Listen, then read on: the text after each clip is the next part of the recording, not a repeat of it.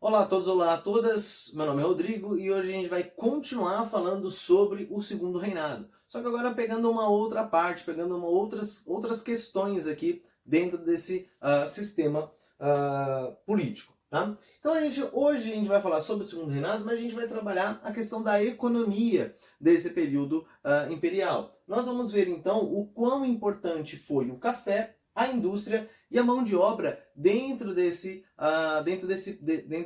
cenário todo, tá? Falando então em café, pessoal, o café, assim como todos os outros gêneros agrícolas feitas e todas as outras atividades feitas pelo Brasil até então, nós temos aqui uma herança, tá certo? Quase que uma herança maldita vinda lá do período colonial, que é o plantation, tá?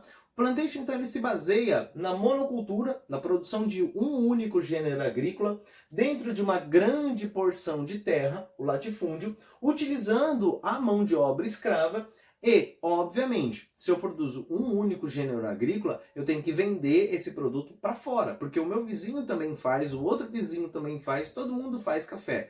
Então você não tem como trabalhar essa questão do mercado interno. Então você vende toda essa produção para fora. Então o café ele se apoia a essa questão do plantation, ele se apoia a essa herança, tá certo? Essa tradição, tá certo? Vindas desde o período colonial. Aqui, pessoal, o café ele vai se estabelecer muito bem no Sudeste. E aí ele tem duas fases, tá certo? A primeira fase é aqui que a gente chama do Vale do Paraíba, a região do Vale do Paraíba. Região de Taubaté, Guaratinguetá, região de Pindamonhangaba, tá? A região ali que fica entre o Rio de Janeiro e São Paulo, tá certo? Ali indo em direção ao litoral norte do estado de São Paulo.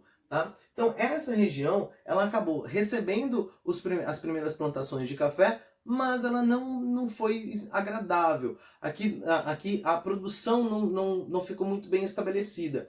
Diferente, por exemplo, do Oeste Paulista, certo? No Oeste Paulista, aí sim, a região de Bauru, a região de Jaú, a região de Botucatu, tá certo? Essa região mais para o interior do país, você tem essa questão, tá certo? Do clima e do solo favorável, tá? E como você tem aqui essas questões, obviamente a sua produção é muito maior, essa produção é muito melhor, o que vai favorecer esse processo, o que vai favorecer então essa economia, tá? Obviamente aqui, pessoal, o café ele trouxe muito dinheiro, muito capital, vendia-se muito café.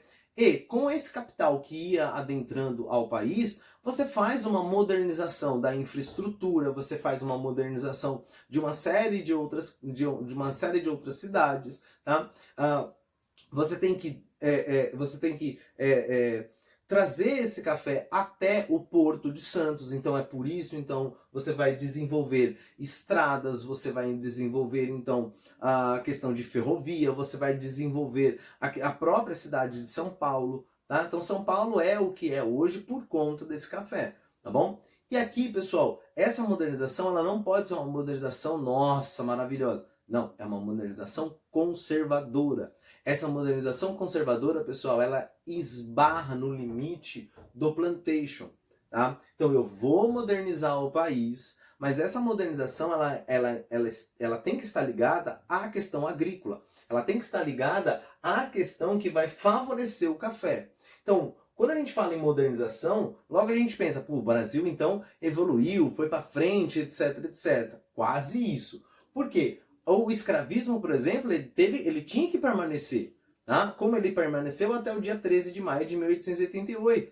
Tá? Essa questão da exportação, da monocultura, da economia baseada na agricultura, ela tinha que permanecer. Eu não podia pegar esse capital e desenvolver as indústrias, até porque iam ter atividades econômicas conflitantes. Tá? Então ela é sim uma modernização conservadora, porque ela mantém as bases, principalmente as bases sociais, tá, do país. Então, por mais que você tenha essa modernização ela tem um certo limite. Ela não pode ultrapassar o limite do café. Porém, pessoal, a modernização ela chega, tá certo? A questão das indústrias, há aqui dentro do Segundo Reinado um surto industrial, tá certo? Promovido após a tarifa Alves Branco. Dentro dessa tarifa Alves Branco, você vai ter uma taxa muito grande, o protecionismo alfandegário muito grande. Então, os produtos importados, eles recebem uma maior taxa para que os produtos nacionais fiquem acessíveis, para que o produto nacional consiga competir no mercado com esses produtos que vinham de fora.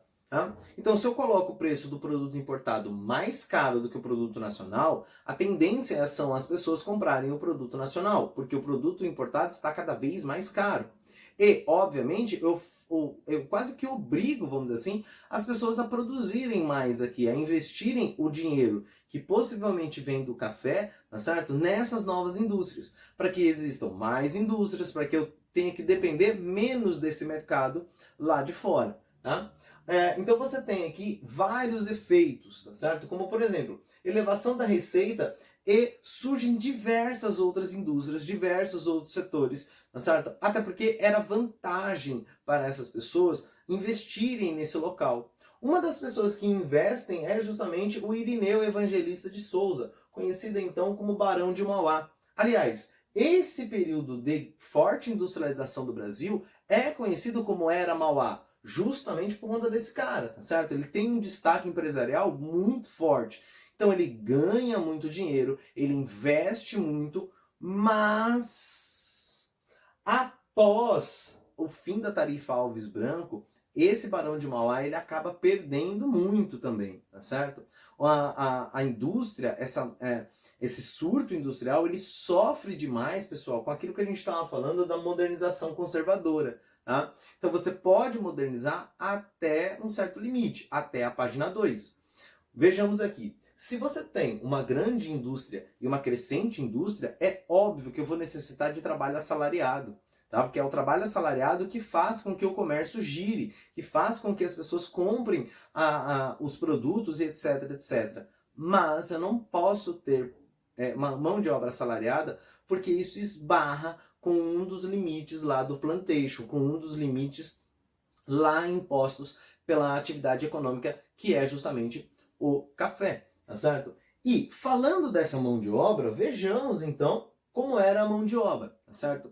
Então, até o dia 13 de maio de 1888, o Brasil ainda continha, ainda existia no Brasil a escravidão, vinda também desde o período colonial. Entretanto, todavia, quiçá, pessoal, a partir do ano de 1850, com o estabelecimento da Lei Eusébio de Queiroz, aqui você tem a proibição do tráfico negreiro.